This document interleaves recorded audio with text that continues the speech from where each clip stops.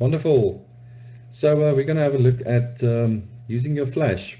So I think just to keep it basic and really simple and easy, I'm going to try and explain it in such a way as well. So whenever you're using your flash, you are making use of two exposures. You've got your ambient exposure and then obviously the exposure from the flash. So ambient will refer to something like everything that's happening in the background, the natural light coming in from from all sides and so on. At the end of the day, your flash is going to be lighting up that little portion over there. So ambient light can be any available light that's that's around at the time when you are busy shooting. So this is also ambient light, but it's different. You can see it's a little bit neon. It's inside a Mercedes-Benz. Not my image though, just borrowed it from Google. And the same here, if you're doing real estate or architectural work, photography and so on, you will always have to deal with different light temperatures and different ambient light and all of that. The important thing to remember here is that you need to expose for your ambient light and then add your flash in a little bit later just to kind of illuminate your subject. The ambient exposure is controlled by the f-stop and the shutter speed, and the flash is controlled by the aperture because it's instantaneous. It's something that happens immediately. And it's almost like, if you think about it, it's almost like two overlaid exposures.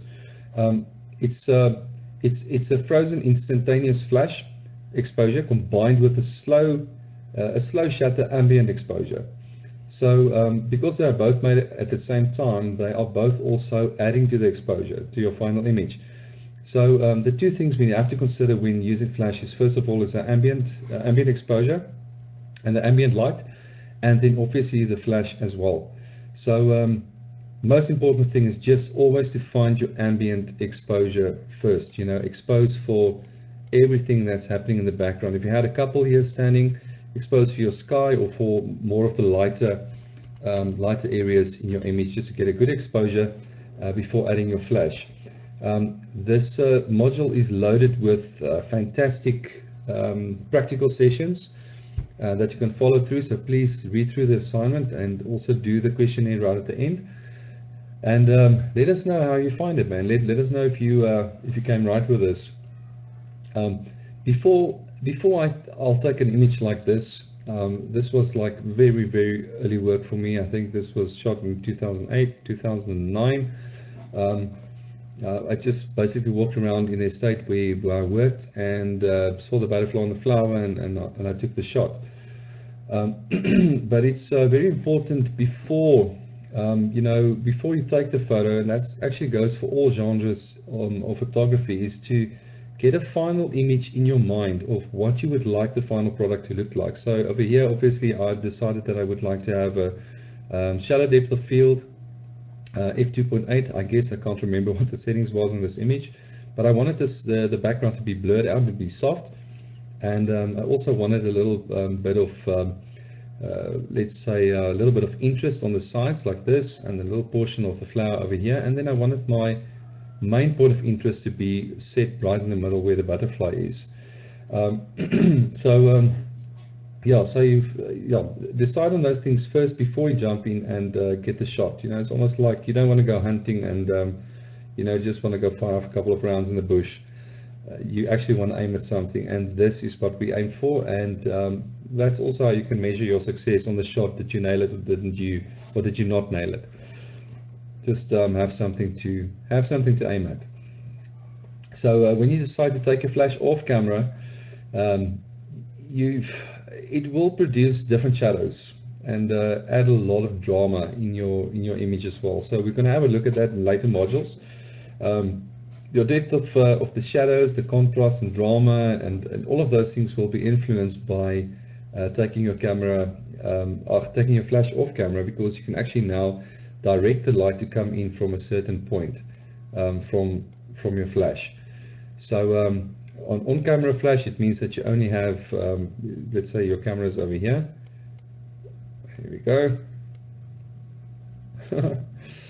With the flash on it, so the flash fires in this direction. Remember, it opens up a little bit, inverse square law. But when you do off-camera flash, you can actually put the flash somewhere around here, and you know, obviously change the whole perspective of your image, which is really exciting stuff. And we're going to get to that a little bit later. So yeah, so please have a look at the practical illustrations and the practical work that needs to be done. Then if you look at this, actually, I want to jump the gun there a little bit. Let me open up this one.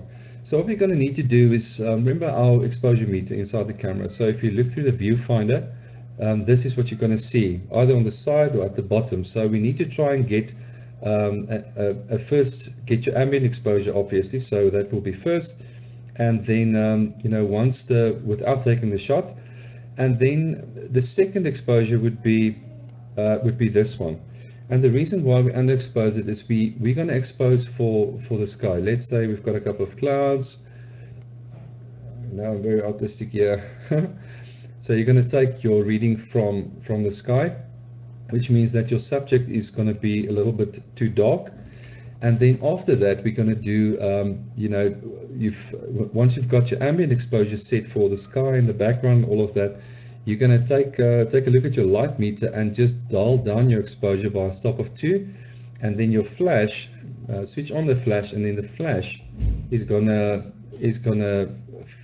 expose for the couple, for both of them. So then you're going to have a very nice dramatic sky at the back, and you're going to have your couple illuminated as well. And then on the second example, the one that I accidentally opened a little bit earlier, we want to do exactly the same. So the method is going to be exactly the same. The only difference is going to be that I just want to make this a little bit smaller quickly. There we go. The only difference is going to be that instead of pointing the flash directly at the couple, like in the first scenario, you're going to have somebody standing over here that's going to be holding your 5-in-1 reflector. So you can either that's art, man.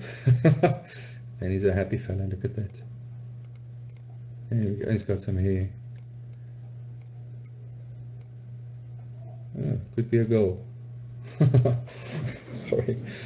But anyway, so you can have somebody standing here. It's going to hold your reflector. It could be silver or gold or white or whatever you choose. And then I want you to get your ambient exposure, you know, also from the background with the clouds or whatever's happening in the background, and then take a shot without your flash. Make sure your ambient exposure is set. Then drop your exposure a little bit in camera. So you're going to underexpose a little bit, 1 or 2 stops depending on your flash and the look that you're after. And then you're going to bounce the flash, point the flash towards your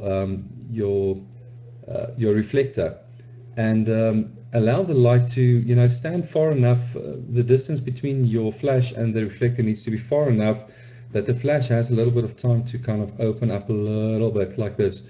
So the more of the surface of the reflector you can cover, the softer the light's going to be that's going to fall on the couple on the side. So there's a few other assignments as well. Just delete my artwork, and but just these two are really important. If you can nail this, I'm sure you're going to have a lot of fun with everything else that is coming your way. So good luck, and yeah, please let us know what you think about this. If you struggle, let us know so that we can help. So basically what's going to happen now is you're going to get your full ambient exposure. You drop your exposure down a little bit, and you're just going to bring back your subject by using your flash by either this method or that one. Good luck and have fun with it. I'll see you in the next session.